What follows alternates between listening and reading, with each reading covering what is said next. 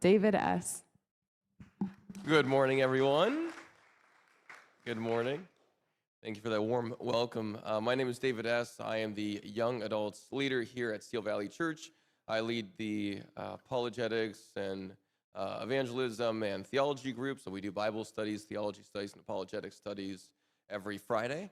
And so it's been really exciting to be at this church. I'm also a pastoral apprentice at this church, although I've graduated from that program. So I preach occasionally every now and then, but it's been a pleasure to be here. And aside from that, you might want to know why I'm so focused on this topic. Well, how many of you, raise of hands, have ever heard an atheist say that atheism is just more intelligent? Right? Yeah, right? It's a pretty common statement. How many of you have even heard atheists say that they really follow the evidence where it leads?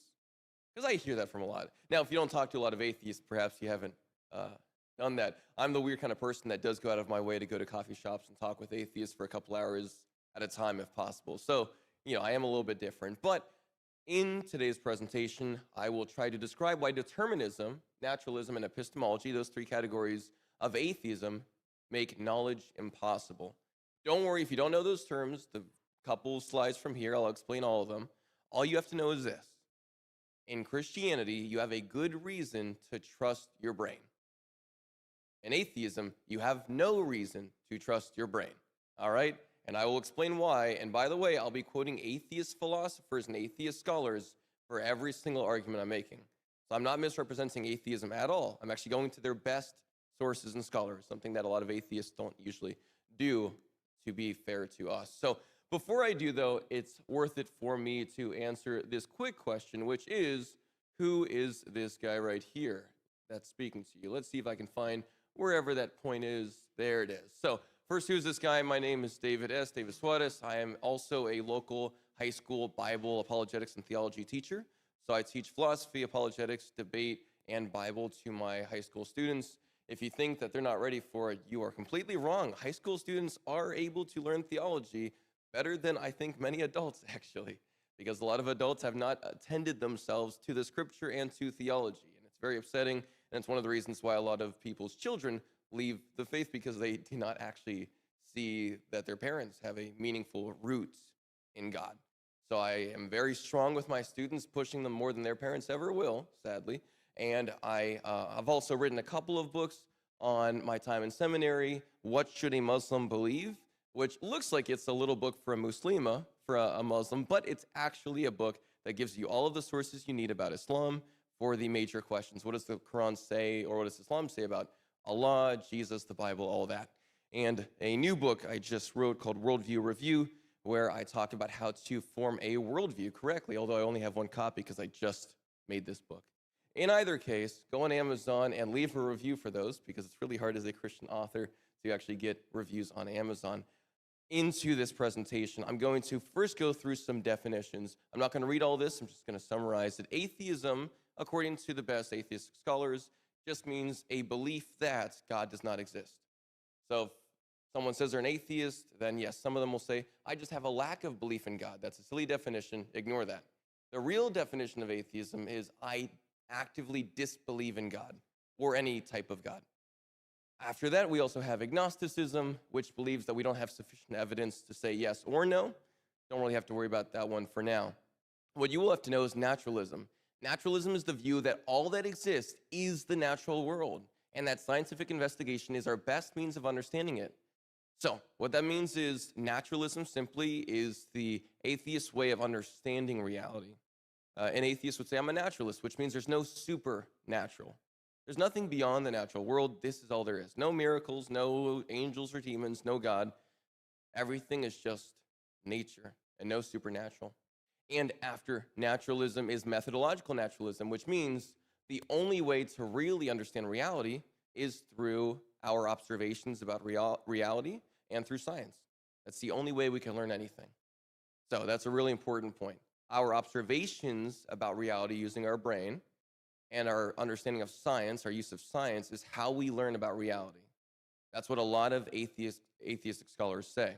Which means, if you cannot trust your brain, is there any way to know anything about reality? No, not in atheism, not in atheism. That's going to be really important. Along with that point, materialism just means everything's made out of matter. So that's a part of atheism. And so they just believe everything's matter. Everything is bound by the laws of physics. Every single thing that happens is bound by the laws of material causality, which means all you are is just a weird bump in a cosmic, pinball game. Everything's just hitting all these different parts, and you're just one domino falling after the other. You have no control. You have no reason. You're just a machine reacting to your environment. There's nothing special about you or your brain. And determinism, specifically materialistic determinism. So materialistic determinism means that everything is determined by the laws of physics and matter, which means, again, you have no control over what you believe, why you believe it, over the things that you think, over the things that you feel. You have no control over it, which also means that you wouldn't have control over thinking something's true or false. You wouldn't have control over thinking something's right or wrong, better or worse, more or less likely. What's the issue with saying that I have no control over what I believe? What might be an issue with that? Oh yeah, free will might be an issue, that's true. But even then, just ignoring free will. Yes, an atheist acts as if they have control over what they believe. They're acting as if they're more intelligent. They use their mind to discover the truth of reality, that nothing matters, that we're all just flesh robots, right? They found the secret code. They were able to overcome the programming and, all of the indoctrination. Yeah, they somehow broke out the matrix, like Andrew Tate would say, right? They somehow broke out of the matrix, like all these other foolish Christians and religious people. They found a way to break out of it and to find a real belief in reality and science. But here's the issue. You can't say that and at the same time also say, oh, but I didn't choose to believe this, or I had to believe this.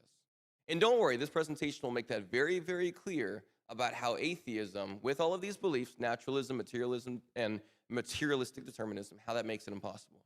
And the other word for my title, epistemology, which just means the study of how we come to know things. That's it. Epistemology is the study of how we come to know things. So, in order to actually understand this, we have to answer and ask, does atheism require naturalism and materialism? Which again just means naturalism, that's an epistemological comment. That means, how do we come to know reality? Through science and observation. So, the question is, if you're an atheist, do you have to believe that we learn everything from science and observation, and that everything is just made of matter? There's no soul, there's no spirit, there's no true immaterial mind, there's nothing like that, right? Everything is just matter, and that's it. As an atheist, do you have to believe that? I'm not going to answer that. I'm going to let atheistic scholars answer that. Yes, duh, obviously, okay? Daniel Dennett, Michael Ruse, very well-known atheistic philosophers say, yes, if you're an atheist, of course you have to believe that everything is just matter. The only thing that matters is matter. And it gets worse.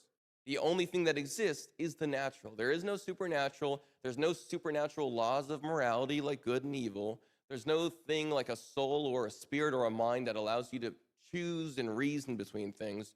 You're just a flesh robot. You're like a weird calculator reflecting on things from your environment, right? You put an input in a calculator, 2 plus 2, it gives an answer of 4. That's all you are. You're just a weird version of that. So, continue on with that, because again, I'm not going to answer for myself. I'm going to let atheistic philosophers answer. More atheistic philosophers, Alex Rosenberg, says the exact same thing.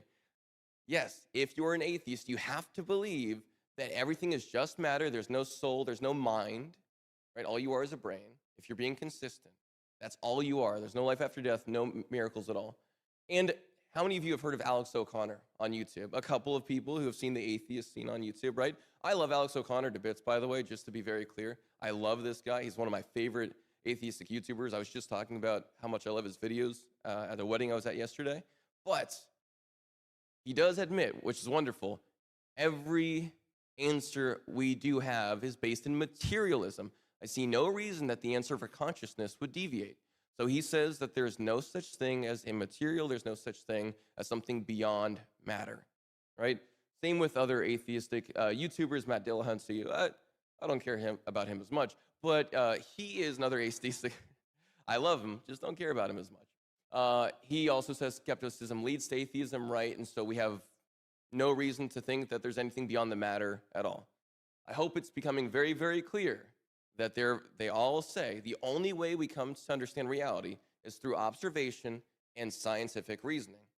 So we come to understand reality through our senses and our brain, which means if our senses are untrustworthy, can we learn anything about reality?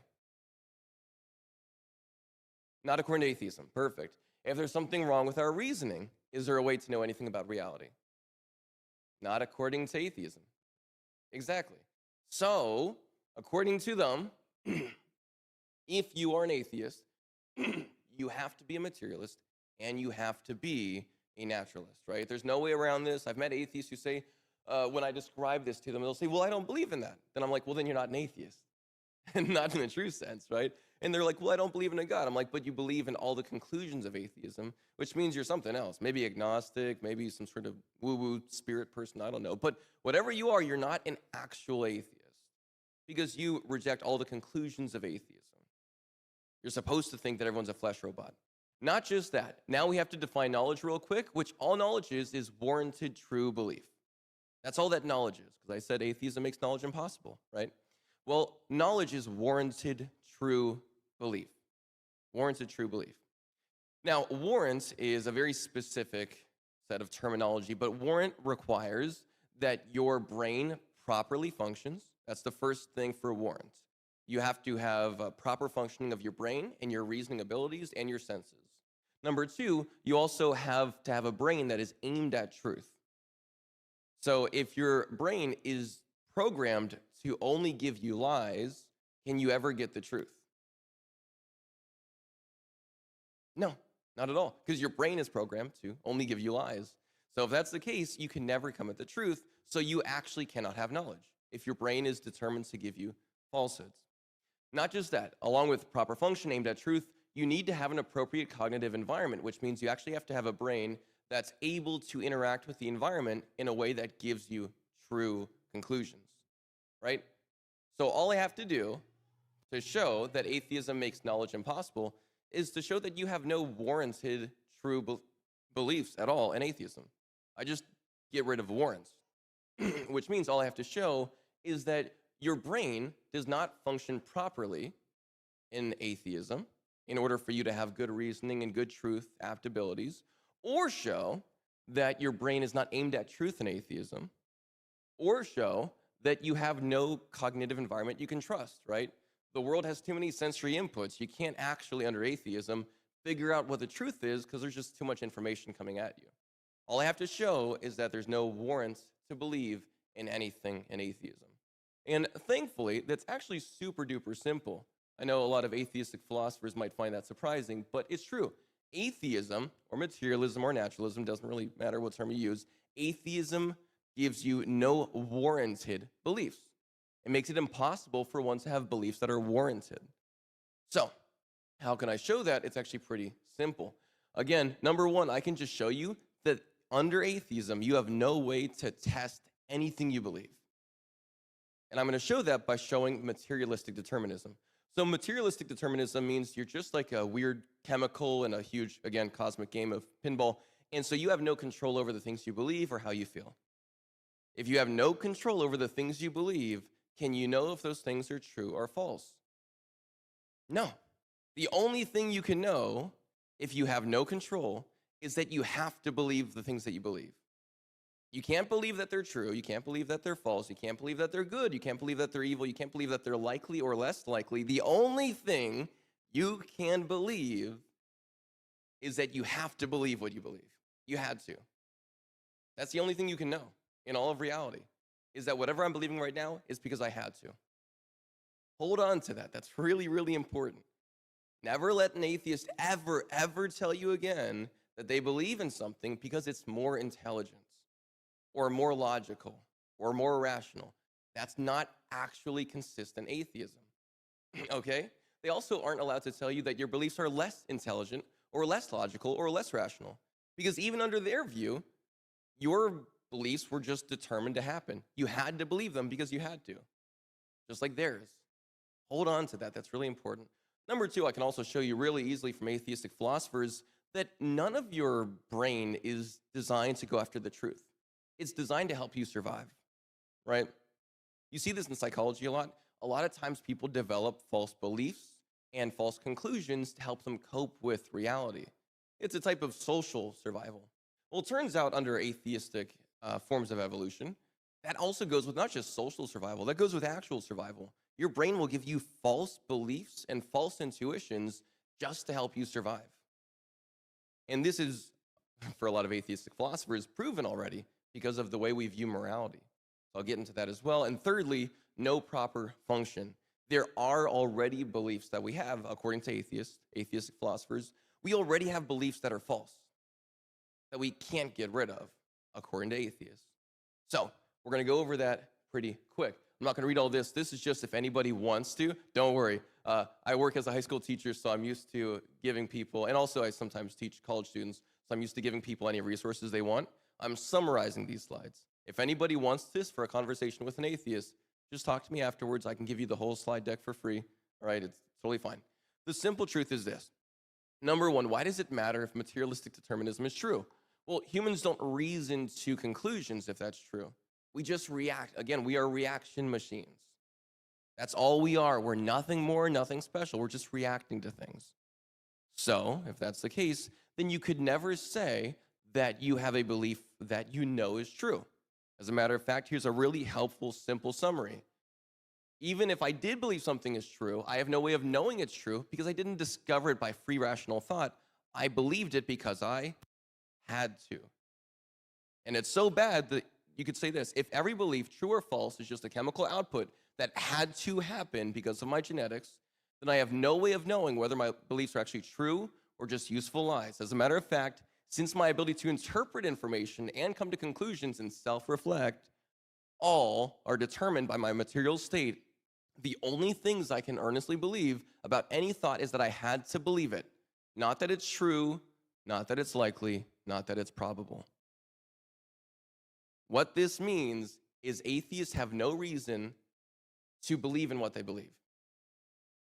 Which means if you have no reason to believe in what you believe, only that you had to believe it, your beliefs are unreasonable, kind of in the name. So, again, never let an atheist say their beliefs are more reasonable or more intelligent, or that they were able to break the programming because their parents were evil and took them to Sunday school one time, right? Never let them get away with that. Remind them, no, you're completely wrong. Under your belief system, you believe what you do because you had to. And that makes knowledge impossible. You can't know if it's true or false. You can only know that you had to believe it. So, somebody could try to say, and Michael Ruse, a well-known atheistic philosopher, he explains this. He says, there's no escape. He admits this. I love atheistic philosophers that are honest. It is one of the most, because in seminary we had to read a bunch of atheist philosophers, like top level. One of the most wonderful things is when they're just honest about it. It makes things so much easier.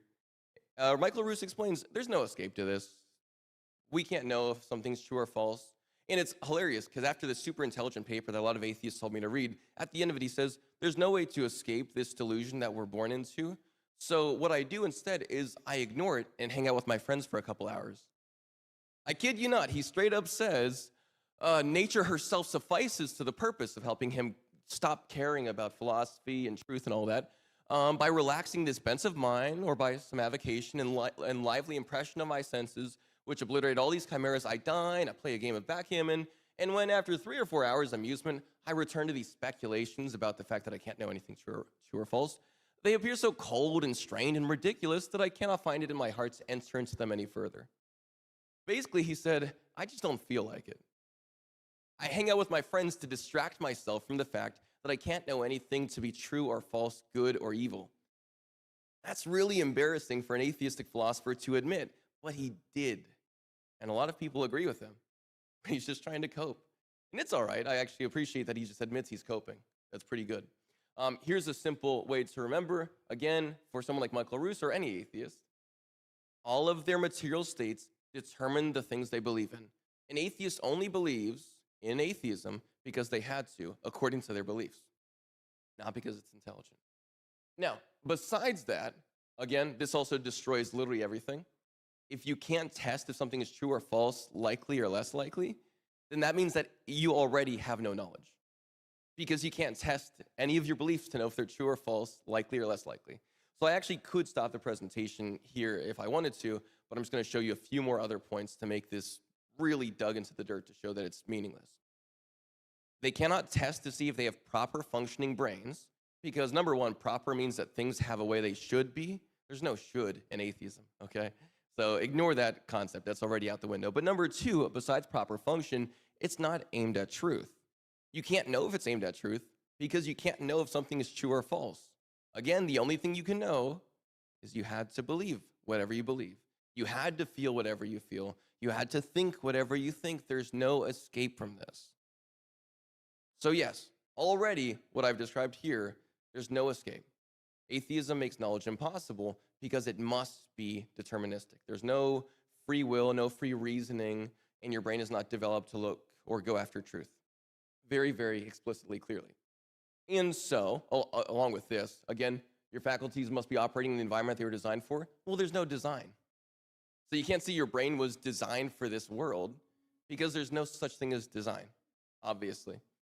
And number four, successful cognitive function. There's no such thing as successful functioning of your brain because that requires a standard outside of yourself.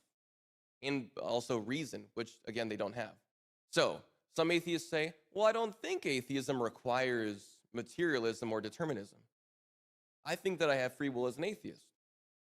This is a very silly, very, very, very, very silly claim, right? But again, I'm not going to really focus on it too much. I'm going to let the atheist philosophers explain it themselves. Alex O'Connor, in his really good video on why free will doesn't exist. Again, it's okay to watch atheistic YouTubers. They're pretty interesting sometimes. He says, I don't believe in free will. And then he discusses an entire video about why neural wirings and our upbringing necessitate everything we believe, including his atheism. I respect that, right? That's pretty nice. Sam Harris. Who here has heard of Sam Harris? Raise of hands. He's a pretty well-known atheist. Even my students would occasionally bring him up to me. Not all of my students were Christians. The notion of a Christian school, by the way, as a quick aside, is a non-existent reality. We have schools we call Christian, but I'm pretty sure 50 or 60% of the students at that Christian school I taught at were not Christian, and by their own admission. So, just kind of dispel that notion. A lot of my students were atheistic. At least at first they were. Anywho, Sam Harris says that he's an outspoken atheist and determinist, and he says you are not in control of your mind because you, as a conscious agent, are only part of your mind, living at the mercy of other parts. Which, again, goes with your beliefs, too. You had no free will, so you had to believe what you believe. And this makes knowledge impossible. And a whole lot of other atheists that say the same, but, of course, I'm not going to focus too much on them because they all say the exact same thing. So this is a quick thing that you guys could use if you want the PowerPoint to explain it to atheists in a quick 1 or 2 minute setting. But again, just come up to me afterwards if you want the PowerPoint so you can use this in conversation, because I want to quickly give you guys a chance to ask any questions if you need to. So, simply put, atheism and naturalism fails to uphold all four standards of knowledge just from their determinism, materialistic determinism alone. It automatically fails. That's it. But just to really dig this grave a little bit deeper, just to make it very, very clear, an atheist could say, well, okay, maybe I cannot choose my beliefs, but that doesn't mean that I have no reason to believe that evolution would give me false beliefs. What if it just so happens that evolution is designed to give me true beliefs? Then who cares, Well, number one, do all human beings on Earth have the exact same beliefs? No, obviously not. Of course not, right? So if not all of us have beliefs, then clearly you can't say that evolution is, designing us to go after true beliefs, because we all don't believe the same thing. So you can't go with that. Number two, though, to make this a bit more clear, this is where tests 2 and 3 start. No truth-aimed faculties. Your brain is not designed to give you truth, just to help you survive. And then number 3, which is we already know some cases of deception according to atheistic scholars. And so these are much easier to show than the first one, by the way. So don't worry, we'll finish this very, very quickly on time. I won't go that much over like Anthony did. It's okay. In this case, and it's all right, Anthony's Anthony, so he's allowed to go over. In this case, I'm going to show you quickly. There it is. So no truth-aimed faculties. Paul Churchland, again, I love a good atheist quote. He says, the important point about the neural architecture of our brains is that it evolved. And evolution is a process that favors behaviors that are advantageous for reproduction, not necessarily ones that reflect the truth. He's very honest. He says, our brains weren't designed to go after truth. They were designed to help us survive. Now, you might be thinking, well, aren't those the same thing? Not at all. I can guarantee you there are a lot of lies you can believe that just so happen to help you survive. And by the way, atheistic philosophers and scholars would say the same thing. Even if you go with Michael Ruse. Even if you explain that the mind will never be explained, you do not necessarily have to think that there is anything supernatural involved. It is just that our evolution has not given us the mental apparatus to solve such problems, which is really interesting. And the quote goes on. He's explaining there's a lot of things like, how our mind works, how our consciousness works, if we have a consciousness. He just admits, evolution didn't give us the ability to figure that out. So we'll never figure it out, which means we have no reason to really trust if our minds are trustworthy or not. Now, what does Michael Ruse use to write this very large essay? He uses his mind, which means I have no reason to trust his essay either. This is a really serious issue that a lot of higher-level atheistic scholars admit. Most atheists that you meet on the street are not going to say the same, and I get that. I know a lot of Christians who don't even know Christian theology, so I can't really hold them to the fire for that. But what I mean to say is that at the higher level, they're a little bit more consistent. They can at least admit, yeah, we don't have the ability to know truth about consciousness, the mind, or really much of anything. And this sadly gets a bit worse. So all you have to know is this, and this is just for you, just so you can see it mathematically. Think of all the possible beliefs you can have about any given instance. Let's say a flash of red light hits my eye. What's the total number of beliefs I could have about that? Anyone want to take a guess? How many possible beliefs a human being could have after one instance like red light flashing in your eye? A ray of, maybe you could say, I believe it's a ray. I believe it's a spot. I believe it's a point. I believe it's a sniper. What else? Just throw out a huge number. Go ahead. Yes. I didn't even know that third one was a shade of red, but there you go. My wife would make fun of me because I can't tell colors apart very well at all. Not colorblind. I'm just color ignorant, I think. So, yes, that's a good point. What other things? I believe this red light is God talking to me. I believe this red light is the angel Jabril. Muhammad probably would have believed that. I believe this red light is, again, a sniper about to shoot me. I believe this red light is me, right? Let's just say, simply put, you can have an almost infinite number of mental states or mental beliefs about any given input. Suffice it to say that. How many of those, let's just say it's literally a red light someone's flashing on a clicker. So there's one true belief about that red light, that someone is flashing me in the eye with a little red laser.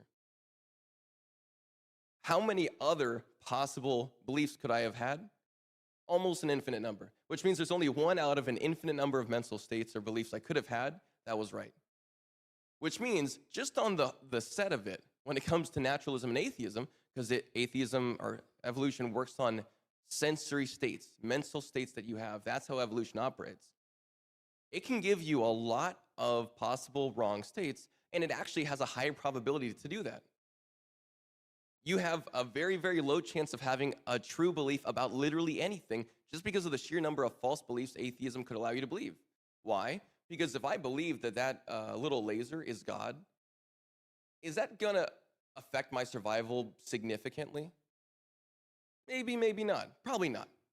If I believe that it's, a new type of music, very false belief, but is that going to change my survival?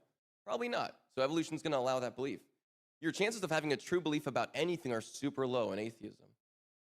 In Christianity, in Christian theism at least, we have a God who wants us to actually come to the truth, as in a God who's designed us to pursue and go after the truth, which means we actually have a much higher probability of coming to true conclusions because we were made by a God who wants us to. And that's a pretty huge difference. So that probability is just if an atheist asks for numerical value there. And so, again, this one already fails again. Naturalism fails the knowledge test because human faculties are not designed towards truth. They're designed towards survival, right? Michael Ruse even says this. Our belief in objective morality is a complete and total deception, which leads into my next point right here. No non-proper function. Michael Roos says, and again, I'll try to maybe censor this word, blank sexual assault. I'll say that instead. Sexual assault is wrong really means sexual assault is wrong, meaning sexual assault refers to some objective fact true beyond our feelings about its wrongness. You might have read that from Michael Roos and said, wait, is this guy a believer? He says something is objectively wrong? No, actually quite the opposite. Here it is. The Darwinian point of relevance here is that there really is no objective fact beyond us. So in our sense that morality is objective is an illusion put in place by our biology to make us social animals. So Michael Roos is admitting that we all really think, including atheists, we really think that it's wrong to sexually assault somebody. We really mean it when we say that it's wrong. He's just saying that's an illusion. That's a deception, right? The fact that we believe it so deeply is an illusion allowed for by atheistic evolution. That's a pretty severe claim. And Alex Rosenberg says the same thing. The physical facts fix all the facts. That means there's no such thing as free will, moral responsibility, or meaning. And science says that most of what your common sense tells you about yourself is false. There is no self, no soul, no introspection, and no meaning. Again, if there's no meaning, is knowledge meaningful? No, exactly, it's impossible because he said there's no meaning, which means his statement is meaningless, which means knowledge is meaningless in atheism. And again, our beliefs about morality are illusions. Evolution is able to give you deceptive beliefs, and Michael Roos, super famous atheistic philosopher, agrees the same. So test number 3, proper function failure. There is no designer, so function is accidental. We have false beliefs about consciousness. We have false beliefs about objective morality. We have this false belief that all humans are equal in value, according to naturalism. It says that this is a false belief, right? It's a belief we developed to just kind of help us survive as social animals, but atheistic philosophers admit we're not all equal in value. As a matter of fact, if you want to say we're all equal in value, the value would be 0 because nothing has value because nothing has meaning. Which means the 3 tests I gave you at the beginning, already have failed for atheism. And the reason for that, once this clicker finds its place, don't worry, it'll get there. It was determined to mess up, apparently. There we go. So if atheism offers no ability to reason, if it offers no ability to know the truth, and if it already has proven to give you false beliefs, then that means that it's failed the knowledge test, which means atheism, naturalism, materialism, whatever you want to say, it makes knowledge impossible. And the reason that this is important is actually pretty clear. Oh, there we go. Almost. And, oh, they're all cheering. Yay, knowledge is impossible. Amen. All right, so basically, all you have to know is this. If an atheist says atheism is true, religions are false, that's nonsense, okay? That's abject nonsense. Because their beliefs don't allow them to say that consistently. Number 2, I'm an atheist because all of the evidence pointed me here. No, you're an atheist because your genetics forced you to believe that. Don't give me that, because by that standard, I could say the same thing and they would have to agree. All of my evidence pointed me to this belief because I was determined to believe it. And number 3, atheism is more logical, rational, intelligent than theism. You don't believe atheism because it's more rational. You believe it because you had no choice. Don't let people get away with common nonsense statements that are intrinsically and internally inconsistent. It doesn't help anybody, right? Make sure people actually understand their beliefs before they spout them. So I believe that's the conclusion there. Any questions? Go ahead. Oh, a few. Okay. Yeah, anyone, go ahead. Oh, that mic's. Oh, it should. Is it on? Okay, cool. Good. What are the implications of this for a society that is atheistic? Can a society that is atheistic have justice? What does it mean to have a justice system in an atheistic society? What's the difference between killing someone, shaking their hand, and locking them up for killing someone? That is such a good question. Thank you so much for that. Round of applause for that, because that's a really key kind of question getting at the heart of this. So, at a societal level, this is actually one of the grand ironies of atheism, by the way, naturalism. A lot of naturalistic philosophers admit that Christianity is advantageous for survival. That's the grand irony of it, right? You see this with Dawkins. Dawkins says he's a cultural Christian because he sees that Christianity just so happens to be beneficial for survival's social functioning. Ironically enough, atheism, if followed, makes it impossible to follow society. Because you can't actually say, this is why Alex O'Connor has gone on record saying, I think we should question the jailing system. We shouldn't jail people because they had to do what they had to do, right? And I know that's kind of crazy, but again, we're dealing with people who are trying to be consistent. They are trying, and I can't say I respect it, but I appreciate it. So this would mean that we can't have any meaningful set of systems of morality of laws, because laws are, being imposed. We also can't say that science is a meaningful aspect of medical study. We also can't say that medical research is meaningful. We also can't say that universities are meaningful. We can't say any of the things that we learn in universities or schools are meaningful. We can't say that any aspect of education that we pursue is meaningful. And therefore, we can't say that we are any better off or worse off for studying, doing scientific research, data analysis, all that stuff, because none of it actually matters. You make a society with no objective moral foundation and a society where you have no reason to think anyone's better or worse off. So you also have to get rid of all social programs, because it's not objectively true that you're worse off for not having food. It's not objectively true that you're worse off for not having education or clothes. So you kind of make a society that dies, society, very simply. And perhaps in some places like England, that's on its way. Next one. Hi. Okay, so I'm going to go real sideways on this, so bear with me. That's all right. Well, first, they break the law of non-contradiction. They the do, laws pretty of horribly. logic and identity. True. So those two are out the door. So here's where it goes sideways. So we have a preponderance of evidence for UFOs. Now, bear with me. So they break all the laws of physics as we know them, right? So do atheists have an answer for what we observe when we see these things, that obviously there's an interdimensionality to this? Because even a lot of the UFO people understand that the amount of time and the amount of energy to travel, however far from whatever other galaxy or whatever like that. So do they have an answer for these material laws and these other laws that are being broken by these UFOs? Well, they would probably just say that, like knowledge, these appearances are delusions or hallucinations, which I'm not going to say is like an impossible claim. What I would say, though, is that the atheist has no reason to reject it, because the atheist has no reason to reject anything, because the atheist has no reason. Do you have an opinion on these? Not particularly. I haven't studied much of those sightings at all. I usually just kind of assume demonic possession or demonic oppression, So, but oh, I see. For what people are seeing. Yeah. Just because it just so happens to mimic, I don't want to spoil later talks, but it just so happens to mimic what Muhammad experienced in his childhood. But I won't go into that because I don't want to spoil anything. Good question. Why do you think that atheism is popular in academia? It's because it's really easy. So I don't mean to call them lazy or going for the easiest answer, but I do mean to say that this is actually very common in Christian circles, Islamic circles. People naturally tend towards the thing that seems the smartest, but is actually the easiest. And so atheism seems very intelligent. It's like what an edgy teen says: nothing matters, parents don't matter, nothing matters. And it's a really easy thing to say. But then also it's because in a lot of cases in academia is very externally focused, not internally focused. So there's less self-reflection in academic circles, right? An atheistic scholar might say, all these people are forced by their environment to believe these silly religious notions.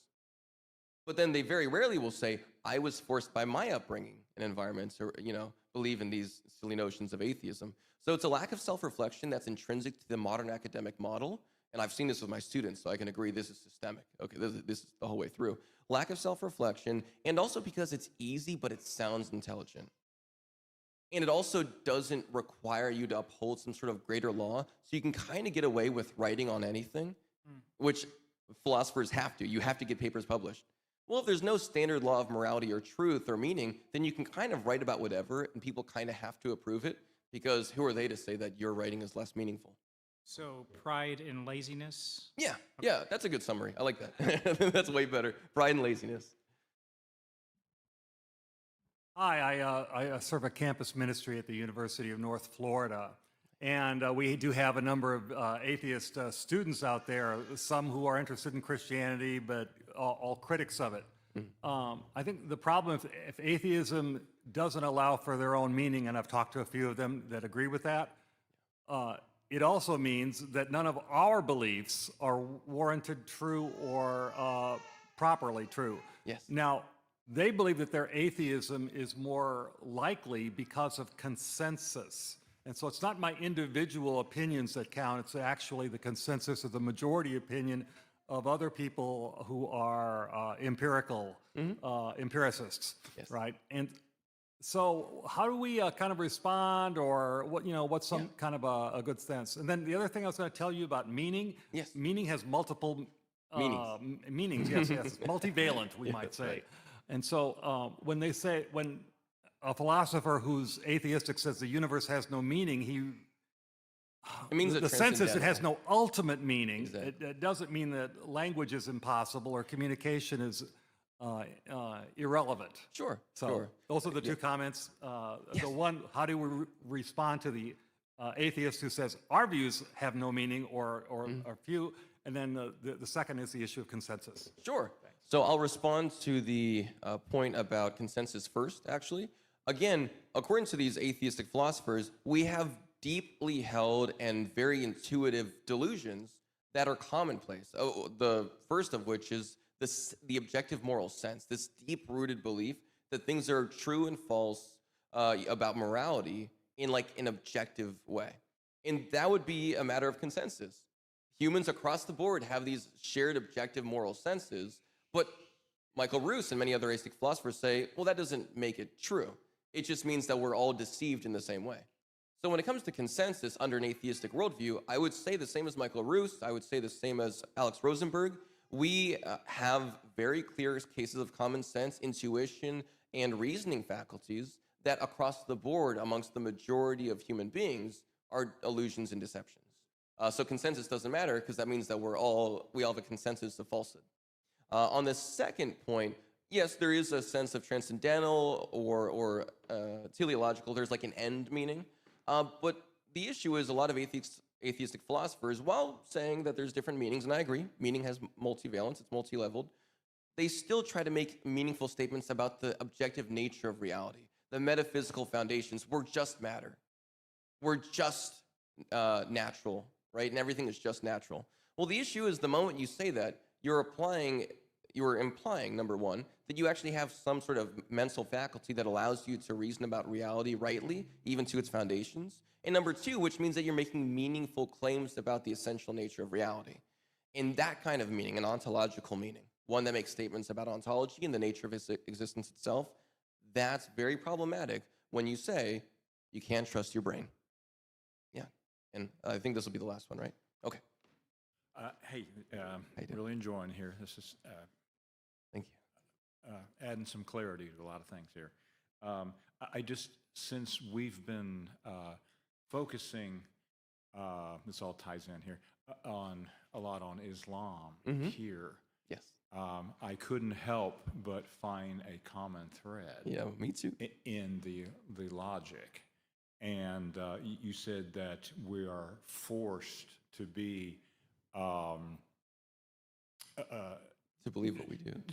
only believing, and so I would say to be totally dogmatic, and so it's kind of the lowest fallback in minds. So I would say, according, if probably a lot of people here have heard David Wood's videos, and he's famous for saying that Muhammad is the most obvious false prophet in all history. of history. That's right. So, why are they so dogmatic about somebody who is not a very engaging figure?